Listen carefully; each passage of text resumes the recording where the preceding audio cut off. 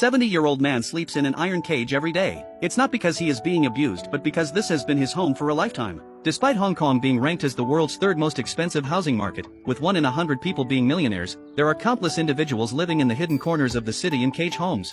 In a city where a rundown house of less than 100 square feet can cost $1,000, many people cannot afford regular housing and are forced to survive in these cage homes. The belongings within the cages represent their entire possessions. Despite the lack of valuable items, for privacy and security reasons, they are accustomed to locking their cage doors. Leon has lived in a cage home since birth, not knowing what it feels like to sleep on a regular bed. However, the monthly rent for such a cage is $300. A slightly better option than a cage home is a coffin cubicle. It is made of plywood, providing better sound insulation and a degree of privacy. Conditions allow for activities such as watching TV inside, but the drawback is the lack of oxygen, limiting residents to a maximum of 6 hours of sleep per day. People residing in these coffin cubicles spend the majority of their time outside, working to earn a living. While the Hong Kong government provides public housing, families must wait at least 6 years to be allocated a spot. Leanne and her family have lived in a coffin cubicle for 5 years, and despite applying for public housing for 4 years, they have yet to receive an allocation. A more improved option is capsule housing, a new type of accommodation born out of the high property prices. With excellent privacy and noise reduction features,